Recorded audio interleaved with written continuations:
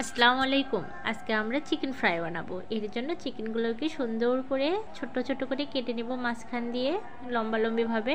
এরপর দিয়ে দেব রসুন বাটা, এরপর দিয়ে দেবো আটা বাটা, তারপর দিয়ে দেবো জিরা বাটা, তারপরে দিয়ে দেবো রসুন বাটা, এরপর দিয়ে দেব শুকনো মরিচ গুঁড়ো, এরপর দিয়ে দেব একটু লবণ, স্বাদ মতো লবণ দেবো আর কি। এরপর দিয়ে দেব একটা রাঁধুনি গরম মশলা। রাঁধুনি গরম মশলাটা অবশ্যই দেওয়ার চেষ্টা করবেন। এই গরম মশলাটা দিলে ফ্রাইয়ের কিন্তু স্বাদটা একদম পাল্টে দিবে। এরপর দিয়ে দিলাম টমেটো সস, তারপরে দিয়ে দিলাম আমি টক দই।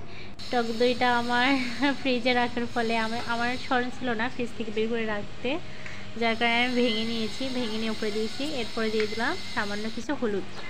এরপর আমি এগুলোকে সুন্দরভাবে মেখে নেব। সুন্দরভাবে মাখতে হবে অবশ্যই। চিকেনগুলোর অবশ্যই চিকেনের ফাঁকে ফাঁকে যেন প্রত্যেকটা মাংস যেভাবে কাটছি প্রত্যেকটা মাংসের গোড়ায় যেন সব কিছু পৌঁছাতে পারে, সেভাবে আমাদেরকে মাখতে হবে। একটু সময় নিয়ে এই কাজটা করতে হবে। এরপর যাই হোক আমি মেখে চেখে নিয়েছি, আপনারা অবশ্যই একটু সময় নিয়ে মেখে নেবেন। এরপর আটা দিয়ে মাখবেন। আগে আটা দিবেন না, আগে আপনারা কি করবেন, মশলাটা আগে সুন্দর করে চিকেনের মশলা, লবণ, হলুদ গুঁড়ো যা যা আছে সব কিছু আগে চিকেনের সব কিছু দিয়ে আগে চিকেনটাকে সুন্দরভাবে মেখে নেবেন। তারপর দেবেন আটা, দিয়ে তারপর সুন্দর করে আটাটাকে আবার চিকেনের সঙ্গে মেখে নেবেন। আমি মেখে নিচ্ছি। আপনার এই রান্নাটি একদম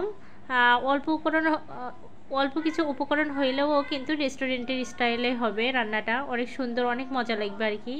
দেখেন আমার টক দইটা যেটা দিয়েছিলাম ওটা প্রায় গলে গিয়েছে। আমি মেখে নিচ্ছি। আমি দেখেন একটুও কিন্তু পানি পানি রাখি নাই, আমি এখানে একটুও পানি পানি রাখি নাই। দেখেন আমার চিকেনটাতে একটু কোনো পানির রস নেই, একদম সুন্দরভাবে হয়েছে। আমি এখন চিকেনটাকে ভাজবো। আমি ফ্রিজে রাখবো না কিংবা আমি রেস্টে রাখবো না, এই জন্য যে আমি আমি আমার বাসায় আমি এই চিকেনগুলো আমার জামাইয়ের অফিসে পাঠিয়ে দেবো। এক ভাইয়া আসতেছে, তো আমার হাতে সময় আছে মাত্র 35 মিনিট সময় আছে আমার হাতে, যার কারণে আমি রেস্টে দিলাম না। আপনারাই কিন্তু অবশ্যই 30 মিনিট রেস্টে দিবেন, অথবা আপনারা যদি চান রাতের বেলা আপনারা মেখে রেখে দিবেন, সেক্ষেত্রে সারা রাত ফ্রিজে রাখতে পারেন, সকালবেলা ভেজে খাইতে পারবেন, সমস্যা নেই। কিন্তু আমি রাখলাম না, আপনারা অবশ্যই অল্প সময় হলেও অন্তত 30 মিনিট রেখে দিবেন রেস্টে। যাই হোক আমি 4টা নিলাম, 2টা রেখে দিলাম। আমি এই 4টা পাঠিয়ে দেবো অফিসে, আর 2টা আমি পরে ভাজবো, সমস্যা নাই, ওগুলো আমি বাসায় খাবো, এগুলো আমার জামাইকে পাঠাবো। আমি ভেজে নিচ্ছি। এরকম করে ভেজে নেবেন, আপনারাও সময় নিয়ে একটু ভেজে নেবেন সুন্দরভাবে।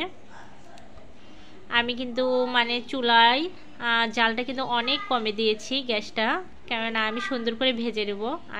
আপনারাও অবশ্যই এই কাজটা একটু ধৈর্য সহকারে করবেন, জালটাকে একটু কমাই দিবেন, দিয়ে ভেজে নেবেন। আমি কিন্তু চুলাতে এটা উঠাই দিয়ে গিয়ে আমি রুমে যাচ্ছি কিংবা বসে থাকতেছি, আবার ফোন চাপতেছি, আবার আসতেছি, আবার উলটপালট করে দিচ্ছি, আবার আবার এসে আবার উলটপালট করে দিচ্ছি। আমি কিন্তু এভাবে সময় নিয়ে ভাজতেছি।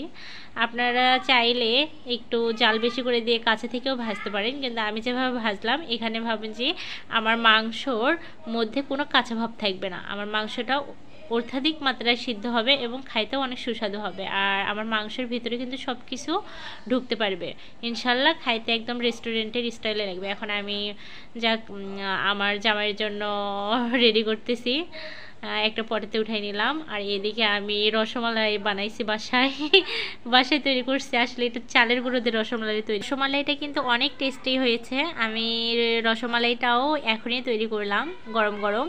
তবে আমার রসমালাইয়ের ভিডিও আপনারা আমার চ্যানেলে পেয়ে যাবেন, আমার চ্যানেলে গিয়ে অবশ্যই সার্চ করে দেখবেন। অবশ্যই আপনারা বেনে খাওয়া, যাদের পাশে চালের গুঁড়ো আছে, দুধ আছে, তারা অবশ্যই এই রসমালাইটা খাওয়ার চেষ্টা করবেন, অনেক মজা।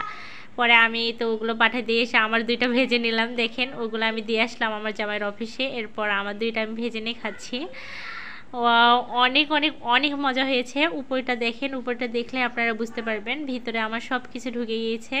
আমি বললাম না, আমি অনেক আস্তে আস্তে সে ভাজার ফলে আমার কিন্তু ভিতরে সব কিছু ঢুকে গিয়েছে। মাশাআল্লাহ, একদম পারফেক্ট চিকেন ফ্রাই।